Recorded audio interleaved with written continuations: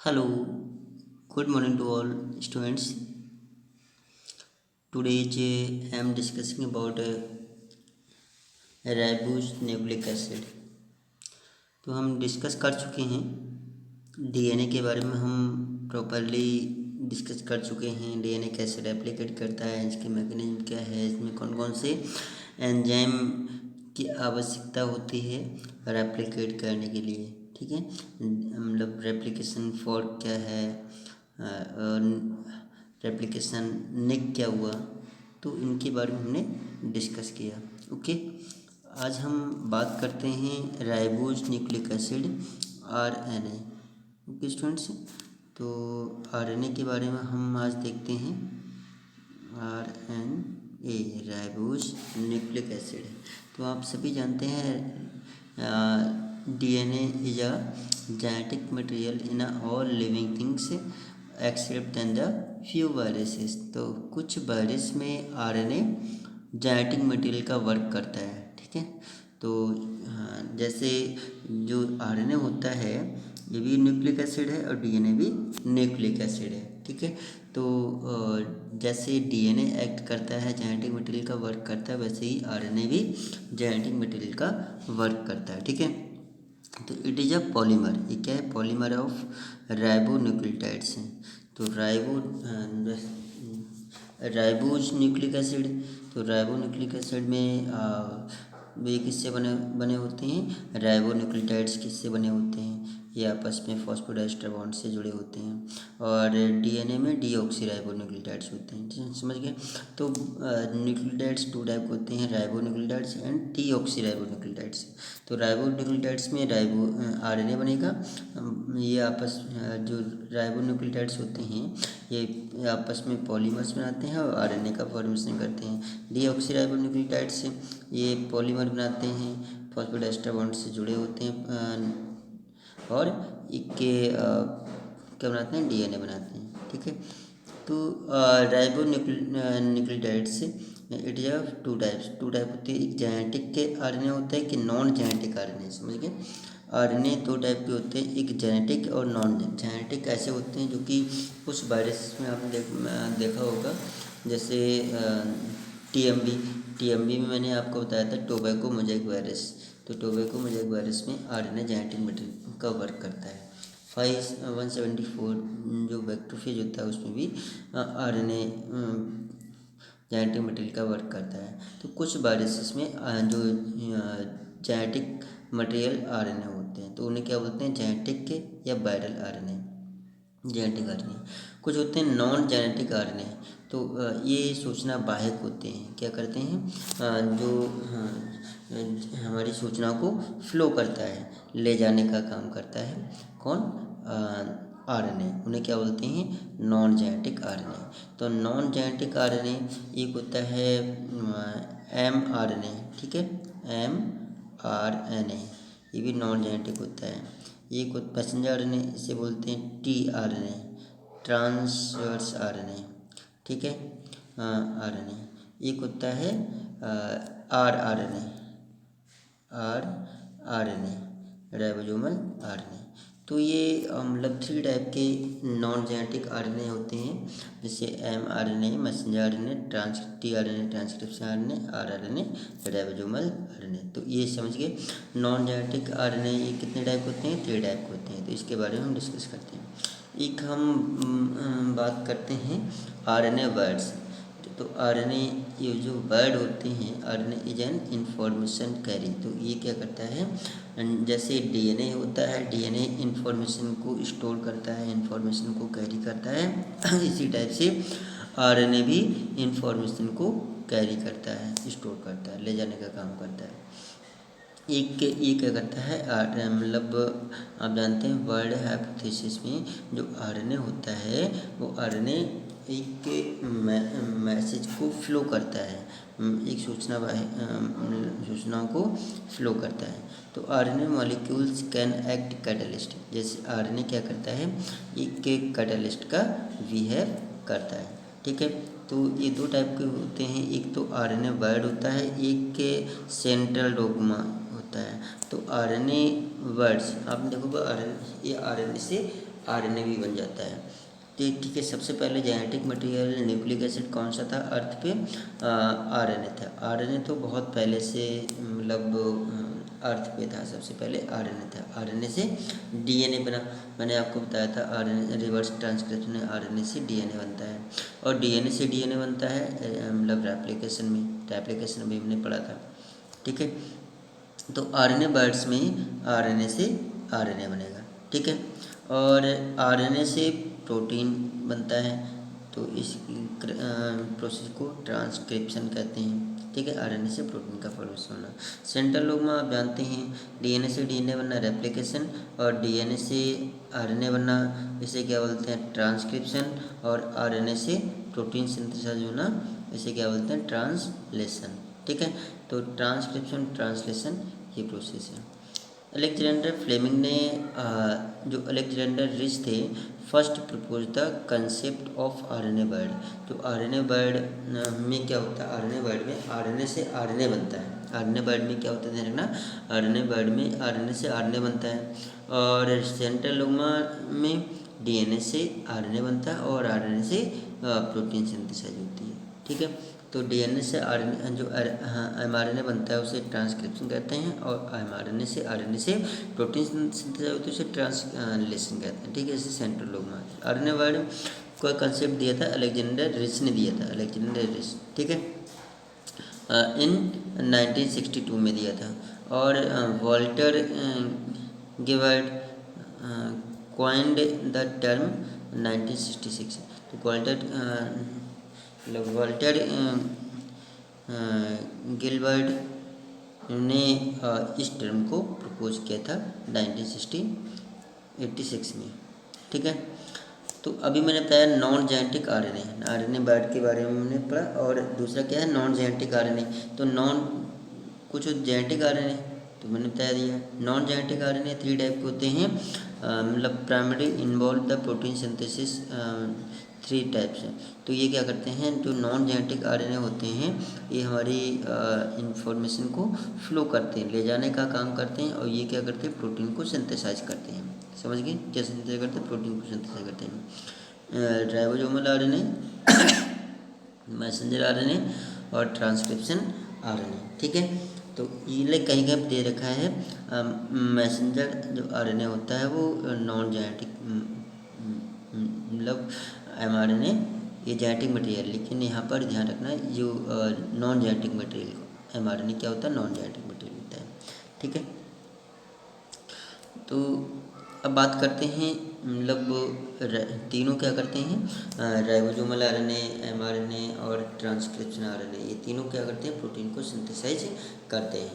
RNA की बात करते हैं, राइबोसोमल आरएनए। तो राइबोसोमल आरएनए आप जानते हैं राइबोसोम से सिंथेसाइज ऑफ प्रोटीन। तो राइबोसोम से ये किसी भी मेम्ब्रेन से बाउंडेड नहीं होते हैं, और किस में बने होते हैं? न्यूक्लियस में बने होते हैं, और ये क्या करते हैं? प्रोटीन को सिंथेसाइज करते हैं। और जो प्रोटीन होती है वो किससे बनी होती है? अमीनो एसिड से बनी होती है, अमीनो एसिड से बनी होती है प्रोटीन। ठीक है, तो प्रोटीन जो भी प्रोटीन्स होते हैं जितने हमारी बॉडी में वो 20 टाइप के अमीनो एसिड होते हैं, तो अमीनो एसिड आपस में ज्वाइंट होते हैं, बहुत सारे अमीनो एसिड आपस में ज्वाइंट होते हैं पेप्टाइड बॉन्ड के थ्रू, पॉलीपेप्टाइड बॉन्ड के थ्रू अमीनो एसिड आपस में ज्वाइंट होते हैं और प्रोटीन को सिंथेसाइज करते हैं। तो जो राइबोसोम होते हैं आरएनए होते हैं, आरएनए क्या करता है? प्रोटीन को सिंथेसाइज करता है। तो 67% से 67% ऑफ 70 राइबोसोम्स होते हैं, 50% ऑफ 80 राइबोसोम्स होते हैं। ठीक है, और most common types of RNA in the cell, मतलब हमारी बॉडी में डिफरेंट टाइप्स के कॉमन टाइप्स के आरएनए हमारी बॉडी में प्रेजेंट्स होते हैं। 70 से 80% ऑफ टोटल सेलुलर आरएनए होता है, और second most metabolic activity stable molecule होते हैं। तो आरएनए जो होते हैं मोर स्टेबल होते हैं देन टू द डीएनए। तो found of ribosomal DNA in prokaryotic genome. तो प्रोकैरियोटिक जीनोम में कौन से होते हैं? राइबोसोमल डीएनए होते हैं। ठीक है, तो इकोलाई जो बैक्टीरिया होता है, एस्टेरिकोलाई बैक्टीरिया होता है, इसमें 3.2% DNA of genome is ribosomal DNA होते हैं। एक राइबोसोमल डीएनए और राइबोसोमल आरएनए भी होता है, ठीक है। तो जो इकोलाई बैक्टीरिया होता है इसमें 3.2% DNA genome is ribosomal DNA होता है, ठीक है। इन यूकैरियोट्स ऑफ यूकैरियोट्स, तो यूकैरियोट्स में जो आरडीएनए होता है इज प्रेजेंट एनओआर रीजन, तो एनओआर रीजन या पार्ट्स क्रोमोसोम्स ऑफ न्यूक्लियस होता है। In eukaryotes in the RNA found in the nucleus. Next messenger RNA की बात करते हैं, एमआरएनए। तो एमआरएनए आप जानते ही हैं इस टर्म मतलब किससे बना होता है, डीएनए से बना होता है। डीएनए से एमआरएनए बनता है बाय देयर ट्रांसक्रिप्शन। तो डीएनए की जो सूचना होती है, डीएनए के जो मैसेज होते हैं वो कौन स्टोर करता है, इनको फ्लो करता है एमआरएनए करता है। तो एमआरएनए डीएनए में जो भी जेनेटिक के इंफॉर्मेशन होती हैं, जेनेटिक कॉपीज होती हैं, जो भी मैसेज होता है उनको कौन डीएनए स्टोर करता है, और इनकी कॉपी को रिसीव करता कौन, एमआरएनए रिसीव करता है, जो कि इंफॉर्मेशन को फ्लो करता है, ठीक है, एमआरएनए। तो टर्म एमआरएनए किसने दिया था, जैकब एंड मोनाइड ने दिया था। और कैरी जेनेटिक इन्फॉर्मेशन, तो ये जो एमआरएनए क्या करता है, जेनेटिक इन्फॉर्मेशन को रिसीव करता है। एमआरएनए जेनेटिक इन्फॉर्मेशन को रिसीव करता है फ्रॉम किसके, DNA of nucleus to the, तो जो डीएनए होता है वो न्यूक्लियस में होता है और न्यूक्लियस की इन्फॉर्मेशन को रिसीव करता है, कैरी करता है कौन, एमआरएनए। तो ये साइटोप्लाज्म में वेयर प्रोटीन एड सिंथेसाइज, तो ये क्या करते हैं, मतलब एमआरएनए बनाता है, डीएनए से एमआरएनए बनाता है और एमआरएनए से प्रोटीन का सिंथेसाइज करता है। और ना साइटोप्लाज्म कहाँ सिंथेसाइज करता है, प्रोटीन मतलब न्यूक्लियस के अंदर जो साइटोप्लाज्म होता है, सेल के अंदर जो साइटोप्लाज्म होता है वहाँ पर प्रोटीन का सिंथेसाइज करता है cytoplasm, where protein are synthesize on the basis of their information. The messenger RNA जो एमआरएनए होता है, the mRNA is synthesize inside the nucleus, मतलब ध्यान रखना डीएनए की जो इन्फॉर्मेशन होती है, डीएनए के जो मैसेज होते हैं उनकी मैसेज को रिसीव कौन करता है, एमआरएनए से रिसीव करता है। और जो एमआरएनए सिंथेसाइज होता है inside of the nucleus, nucleus के अंदर बनता है एमआरएनए। तो ये जो ट्रांसक्रिप्शन जो प्रोसेस होती है डीएनए से एमआरएनए का बनना, जो ट्रांसक्रिप्शन प्रोसेस होती है वो कहाँ होगी, न्यूक्लियस के अंदर होगी, ठीक है। तो प्रोटीन का सिंथेसाइज कहाँ होगा, इनसाइड ऑफ द न्यूक्लियस, ये भी ध्यान रखना। It is synthesize as a complementary stands of DNA templates है, तो मतलब डीएनए का टेम्पलेट्स, जैसे ये डीएनए टेम्पलेट्स हैं और यहाँ से ये डीएनए टेम्पलेट्स हैं, ठीक है। तो इनकी कोडिंग कुछ इस टाइप से है, ये डीएनए टेम्पलेट्स हैं और ये क्या बनेगा, एमआरएनए बनाएगा।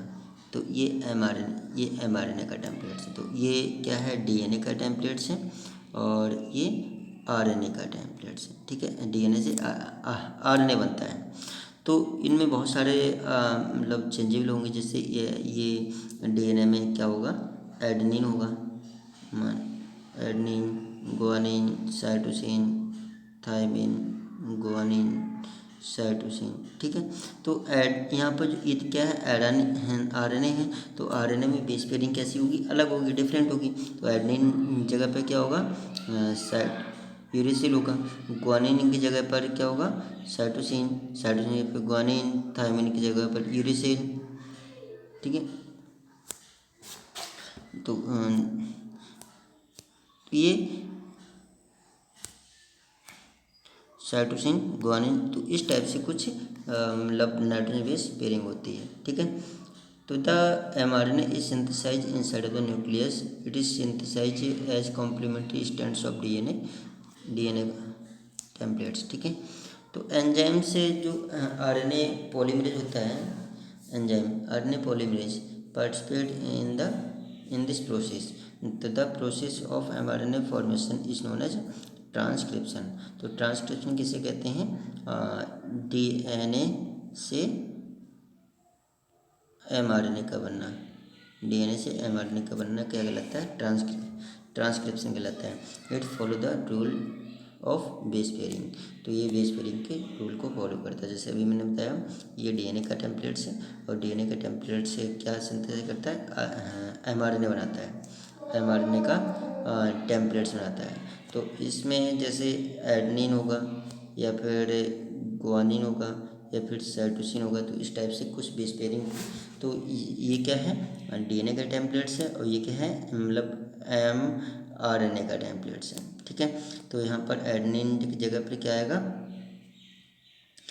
एडनिन, ग्वानिन, साइटोसिन, थायमिन, तो यूरेसिल आएगा। ठीक है, और वैसे एडनिन जगह थायमिन बेस पेयरिंग करता है, थायमिन, तो यहाँ पर क्या आएगा? Uracil base pairing. ग्वानिन, ये ग्वानिन है, तो ग्वानिन की जगह पर क्या आएगा? साइटोसिन आएगा, साइटोसिन की जगह पर ग्वानिन आएगा, तो इस टाइप से बेस पेयरिंग करेगा। तो ये mRNA का टेम्पलेट्स बनेगा, और फ्रॉम देयर DNA से। ठीक है, तो आप जानते हैं मतलब जो कोडॉन्स होते हैं, जेनेटिक कोड होते हैं, मतलब हमारी जो DNA होते हैं, DNA की में जो भी इंफॉर्मेशन होती है, मतलब जो भी मैसेज होते हैं, वो एक कोडॉन के फॉर्म में होते हैं। ये कैसे होते हैं? कोडॉन के फॉर्म में होते हैं। तो एक कोडिंग होती है जिसे कोडॉन कहते हैं, और एक ऐसे होते हैं ट्रिपलेट होते हैं, या इन्हें जेनेटिक कोड भी कहते हैं और इन्हें कोडॉन भी कहते हैं। ठीक है, तो एक ध्यान रखना, जो एक मतलब एक जेनेटिक कोड, एक जेनेटिक कोड या एक कोडॉन एक अमीनो एसिड बनता है। ठीक है, तो ये जो एक जेनेटिक कोड होगा, तो ये कैसा होता है? ट्रिपलेट होता है। ध्यान रखना, DNA बेस सीक्वेंस, ये दे रखा है, DNA बेस सीक्वेंस कैसा होता है? ट्रिपलेट होता है, और of the gene coding for the synthesis of particular polypeptide chain. तो जो जेनेटिक कोड होते हैं, एक जेनेटिक कोड एक अमीनो एसिड से फॉर्म होता है। एक जेनेटिक कोड एक अमीनो, ये एक कोडॉन जो होता है एक अमीनो एसिड को रिप्रेजेंट करता है। ठीक है, और एक अमीनो एसिड जो एक जेनेटिक कोड में 3 नाइट्रोजन बेस होते हैं। ध्यान रखना, एक जेनेटिक कोड में एक अमीनो एसिड रिप्रेजेंट करता है, एक अमीनो एसिड एक जेनेटिक कोड को रिप्रेजेंट करेगा, और एक जेनेटिक कोड में 3 नाइट्रोजन बेस होंगे, तो 3 न्यूक्लियोटाइड्स होंगे। ध्यान रखना, how much nucleotides in one genetic code, तो कितने न्यूक्लियोटाइड्स होंगे? 3 न्यूक्लियोटाइड्स होंगे, और 3 नाइट्रोजन बेस होंगे। ठीक है, तो यहाँ पर ये कैसे होते हैं? ट्रिपलेट होते हैं। तो जैसे हमने कोई एक जेनेटिक कोड लिया, तो AUG होता है, तो ये जैसे अनदर किसी एक पर्टिकुलर अमीनो एसिड को रिप्रेजेंट करेगा। जैसे यहाँ पर प्रोलीन है, तो प्रोलीन जैसे GGU, जो प्रोलीन अमीनो एसिड, या सेरीन अमीनो एसिड AGC, ये 3 नाइट्रोजन बेस हैं, तो इन्हें क्या बोलेंगे? एक जेनेटिक कोड कहेंगे। ये क्या है? एक जेनेटिक कोड है, और जेनेटिक कोड कैसा होता है? ट्रिपलेट होता है, और एक जेनेटिक कोड एक अमीनो एसिड के रूप में करेगा। जैसे AGC है, AGC, तो ये सेरीन अमीनो एसिड के रूप में रिप्रेजेंट करेगा। ल्यूसीन अमीनो एसिड GHU, ये ल्यूसीन अमीनो एसिड के रिप्रेजेंट करेगा। ठीक है, आर्जिनिन अमीनो एसिड या GCG, तो ये आर्जिनिन अमीनो एसिड रिप्रेजेंट करेगा। ठीक है, तो इसी टाइप से हमारी बॉडी में अबाउट 20 अमीनो एसिड होते हैं, और मतलब एक अमीनो एसिड एक जेनेटिक कोड को रिप्रेजेंट करेगा, या फिर एक जेनेटिक कोड एक अमीनो एसिड को रिप्रेजेंट करेगा। ओके स्टूडेंट्स, तो यहाँ पर ये ध्यान रखेंगे कि जो DNA होते हैं, द DNA है जेनेटिक मैसेज, DNA का एक जेनेटिक मैसेज होता है, क्योंकि these genetic message are copied by mRNA। तो DNA में जो भी जेनेटिक इन्फॉर्मेशन होती है, जेनेटिक मैसेज होती है, ये कॉपी जो mRNA होता है वो हम उसको कॉपी कर लेता है। एक ठीक है, और the mRNA has these message in the form of genetic code या कोडॉन्स है। तो एक जेनेटिक कोड या कोडॉन्स की फॉर्म में मैसेज को रिसीव करता है। ठीक है। Each genetic code is a base triplet. तो जितने भी जेनेटिक कोड होते हैं बेस ट्रिपलेट होते हैं। तो मैंने आपको बताया था एक जो कोडॉन्स होता है, एक जेनेटिक कोड होता है, वो कैसे होते हैं, ट्रिपलेट होते हैं, बेस ट्रिपलेट। ठीक है। तो जैसे AUC, ठीक है। तो ये कैसे कोई भी एक अमीनो एसिड रिप्रेजेंट करेगा और ये ट्रिपलेट होता है genetic code, these are genetic code या कोडॉन। तो यहाँ पर next it means in the made by 3 nucleotides हैं। तो इसमें एक जेनेटिक कोड में 3 न्यूक्लियोटाइड्स होंगे और 3 नाइट्रोजन बेस होंगे। ठीक है। और लेकिन एक जेनेटिक कोड एक अमीनो एसिड को रिप्रेजेंट करेगा। अ सिंगल mRNA है सेवरल जेनेटिक कोड। एक mRNA में बहुत सारे जेनेटिक कोड होंगे। एक mRNA में बहुत सारे जेनेटिक कोड होंगे। ठीक है। The genetic code determine sequence of amino acid in a protein chain. एक प्रोटीन चेन में बहुत सारे अमीनो एसिड को सीक्वेंस को जोड़ता है। ठीक है। तो जो आरएनए होता है, जो tRNA होता है, tRNA mRNA को सिलेक्ट करता है। tRNA mRNA को सिलेक्ट करता है कि कौन सा अमीनो एसिड बनाना है। ठीक है। ढूंढ के लाता है tRNA। ठीक है। तो mRNA क्या करेगा, DNA की इंफॉर्मेशन को रिसीव करेगा। mRNA DNA की इंफॉर्मेशन को रिसीव करेगा कि इस टाइप का जेनेटिक मटेरियल बनाना, प्रोटीन बनाना है। ठीक है। और mRNA ये मैसेज दे देगा, हम राइबोसोमल RNA को मैसेज, rRNA को मैसेज दे देगा कि मतलब DNA ने बताया कि इस टाइप का प्रोटीन को फॉर्मेशन करेगा। rRNA ये मैसेज देगा, tRNA को मैसेज दे देगा कि tRNA इस टाइप के अमीनो एसिड को जोड़िए और पेप्टाइड बॉन्ड के थ्रू मतलब उनको ऐड करना है और प्रोटीन को बनाना है। ठीक है। तो जो पेप्टाइड बॉन्ड या पॉलीपेप्टाइड बॉन्ड के थ्रू अमीनो एसिड आपस में ज्वाइन होंगे और प्रोटीन को बनाएंगे, एक प्रोटीन चेन बनाएंगे। ठीक है। तो इस टाइप से आप जानते हैं DNA मतलब DNA से जो RNA बनता है बाय द ट्रांसक्रिप्शन mRNA बनता है, और mRNA से प्रोटीन बनता है वो ट्रांसलेशन, ये प्रोसेस कहलाती है। ठीक है। ईच जेनेटिक कोड, जितने भी जेनेटिक कोड होते हैं, एक जेनेटिक कोड मतलब कोड्स एज 1 अमीनो एसिड है। एक जेनेटिक कोड एक अमीनो एसिड को रिप्रेजेंट करेगा। लेकिन the average molecular weight of mRNA कितना होता है, 5 लाख के अकॉर्डिंग मॉलिक्यूलर वेट होता है एक mRNA का, एक जेनेटिक कोड का। इट्स सेडिमेंटेशन कोफिशिएंट 8s होता है और 3 to 5% of total RNA of the cell या शॉर्ट लिव RNA। नेक्स्ट हम बात करते हैं द mRNA ऑफ यूकैरियोट्स। तो जो यूकैरियोट्स में जो mRNA होते हैं, यूकैरियोट्स में जो mRNA होते हैं have the information of one gene only। एक जो यूकैरियोट्स में जो इन्फॉर्मेशन होगी have the information of one gene only, उसे मोनोजेनिक या मोनोसिस्टोनिक mRNA भी कहते हैं। एक ही इन्फॉर्मेशन होगी mRNA ऑफ यूकैरियोट्स हैं। तो यूकैरियोट जो mRNA होता है वो एक जीन में एक ही इंफॉर्मेशन होगी, have the information of one gene only. ठीक है। उसे क्या बोलेंगे, मोनोजेनिक या मोनोसिस्टोनिक बोलते हैं। द mRNA ऑफ प्रोकैरियोट्स में have the information of many genes, मतलब एक जीन में बहुत सारी इंफॉर्मेशन होंगी, उसे क्या बोलेंगे, मोनोजेनिक या पॉलीसिस्टोनिक mRNA भी कहते हैं। ठीक है।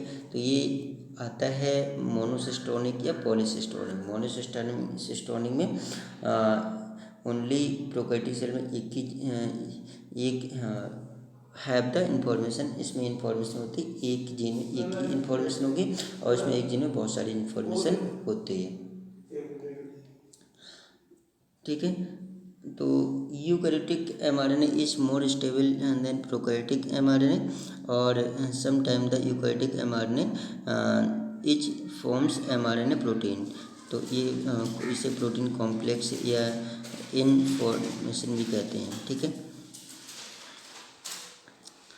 नेक्स्ट है आप जो mRNA होता है, मान लीजिए ये mRNA की स्ट्रक्चर होती है, और mRNA की जो स्टार्टिंग कैप लाइक स्ट्रक्चर होती है, जो स्टार्टिंग होती है, उसे मेथियोनिन अमीनो एसिड से बना होता है।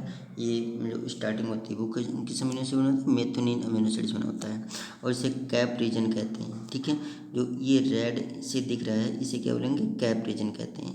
कैप 5 दिख रहा है, तो 5 मिथाइलेटेड रीजन, ये 5 मिथाइलेटेड रीजन है, इसे M7GB कहते हैं, या 7 मिथाइल गोनोसिन ऐड, तो 7 मिथाइल गोनोसिन ऐड भी कहते हैं। ठीक है, तो यहाँ पर जो फर्स्ट रीजन होता है उसे कैप रीजन कहते हैं। 5 कैप 5 ये मतलब इनमें कौन सा होगा? मिथाइलेटेड रीजन होता है, मिथाइलेटेड या मिथाइल गोनोसिन होता है। ठीक है, और जो सेकंड होता है, सेकंड UTR, एक होता है UTR। ठीक है, तो ये ध्यान रखना, UTR सेकंड रीजन होता है।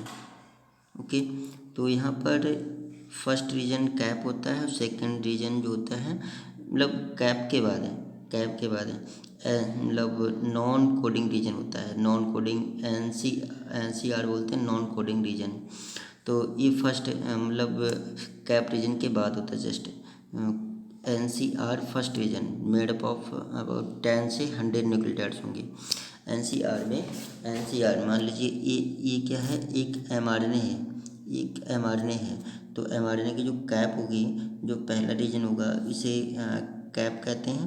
अब 5 मिथाइलेटेड रीजन कहलाते हैं, और उसके बाद जो दूसरा रीजन आता है, इसे नॉन कोडिंग रीजन फर्स्ट कहलाता है। इसमें अबाउट कितने न्यूक्लियोटाइड्स होंगे? 10 से 100 न्यूक्लियोटाइड्स होंगे, ये भी ध्यान रखना। ओरिजिन मतलब E and U nitrogen base. ठीक है, और कोडिंग रीजन, जो कोडिंग रीजन अगर होती है और स्टार्टिंग जो कैप रीजन बनाते हैं, जो कोई भी प्रोटीन्स बनती है, कोई भी प्रोटीन्स होती है, उसका मतलब एक ही स्टार्टिंग कोडॉन्स होता है, AUG। तो स्टार्टिंग कोडॉन नहीं रखना, स्टार्टिंग कोडॉन कौन सा होता है? AUG होता है, और इसे इनिशिएटिंग कोडॉन भी कहते हैं। इनिशिएटिंग कोडॉन AUG होता है, और स्टॉपिंग कोडॉन, जो स्टॉपिंग कोडॉन होता है UAA और UAG और UGA, 3 स्टॉपिंग कोडॉन होते हैं। तो प्रोटीन जहाँ से स्टार्ट होती है, प्रोटीन जहाँ से स्टार्ट होती है, मेथियोनिन मतलब एक मेथियोनिन अमीनो एसिड होता है, और मेथियोनिन अमीनो एसिड AUG को रिप्रेजेंट करता है। ठीक है, तो मेथियोनिन अमीनो एसिड से प्रोटीन का फॉर्मेशन होता है, चाहे कोई सी प्रोटीन होती है, और एंडिंग का प्रोटीन एंड का कहाँ से होती है? मतलब 3 कोडॉन्स होते हैं, स्टॉपिंग कोडॉन जिसे कहते हैं, UAA, UAG और UGA कोडॉन्स। ध्यान रखना, इसे मतलब इनहेबिटर कोडॉन्स भी कहते हैं, और इनिशिएटिंग कोडॉन AUG कहलाएगा। ठीक है, तो the coding region and the information protein chain formation. ठीक है, तो यहाँ पर कुछ मतलब कैप रीजन दिखा रखा है, NCR फर्स्ट दिखा रखा है, AUG और UAA, और NCR सेकंड रीजन कहलाता है। ठीक है, यहाँ पर नेक्स्ट ध्यान रखना, मतलब ये दे रखे हैं, एक्सॉन किसे कहते हैं, इंट्रॉन किसे कहते हैं, और स्प्लिट जीन किसे कहते हैं। मतलब जैसे कोई भी DNA होता है, इनमें जीन एक लेयर की फॉर्म होते हैं, जगह जगह पर होते हैं। ठीक है, तो यहाँ पर जैसे जीन में इंफॉर्मेशन स्टोर होती है, तो जिस DNA के या फिर जेटी पटेल की जिस पार्ट्स में इंफॉर्मेशन स्टोर होती है उसे एक्सॉन कहते हैं, और जिन पार्ट्स में इंफॉर्मेशन स्टोर नहीं होती उसे बोलते हैं इंट्रॉन। ठीक है, the segment which are having information for protein formation. तो मतलब जिस पार्ट्स में इंफॉर्मेशन होगी, जिस पार्ट्स में जीन होगा, जीन ही इंफॉर्मेशन को स्टोर करता है, कॉपी करता है। तो जिन पार्ट्स में डीएनए के जिस पार्ट्स में इंफॉर्मेशन होगी उसे एक्सॉन कहते हैं, और जिस पार्ट्स में इंफॉर्मेशन नहीं होगी उसे क्या बोलेंगे, इंट्रॉन। तो इसमें इंफॉर्मेशन नहीं होगी, इसमें नहीं होगी, इसमें, तो इसे इंट्रॉन कहते हैं और इसे एक्सॉन कहते हैं। ठीक है। अच्छा, स्प्लिट जीन किसे कहते हैं? हैंस यूकैरियोटिक जीन, जो यूकैरियोटिक जीन होते हैं are made up of exon और इंट्रॉन। मतलब जो यूकैरियोटिक जीन में मतलब एक्सॉन भी होंगे और इंट्रॉन भी होंगे, they are known as split gene. तो मतलब ऐसे जीन जिसमें एक्सॉन और इंट्रॉन दोनों होते हैं उसे स्प्लिट जीन कहते हैं। ठीक है। तो एक्सॉन किसे कहते हैं, इंट्रॉन किसे कहते हैं, और स्प्लिट जीन किसे कहते हैं, और ये किसने दिया था? शार्प रॉबर्ट ने दिया था। Okay student, thanks.